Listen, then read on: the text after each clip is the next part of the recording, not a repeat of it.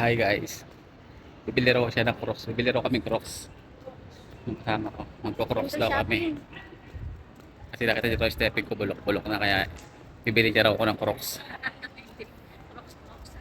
Crocs.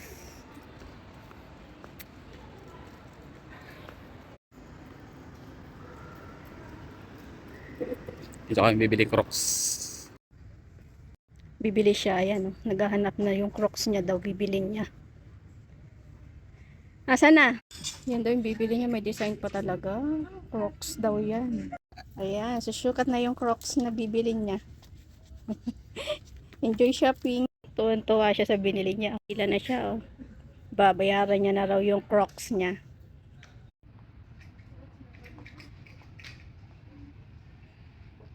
Window shopping. Hello. Pila pa siya, oh. Tagal naman yan. Ganda ng palawit sa bag. Diba? Nood muna tayo habang naghihintay. Yan. May nakabili na ako guys. Pero pinabayad ko yung card niya. Tignan mo yung message. Tignan mo yung message. Tignan bayad ko yung card niya.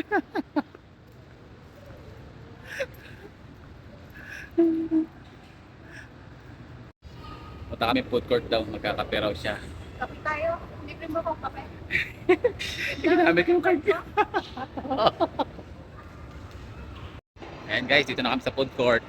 Magkakape daw kami. Coffee time. Order na siya ng kape. Coffee time.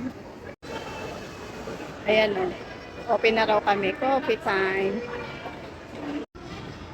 Ayan na, yung kape, o. Hindi ako nakaligtas. Card ko naman din pinabayad yan. Dapat lang, ginamit mo sa Crocs yung ano ko. Mayos ka. Yan lang talaga yung ano, kape.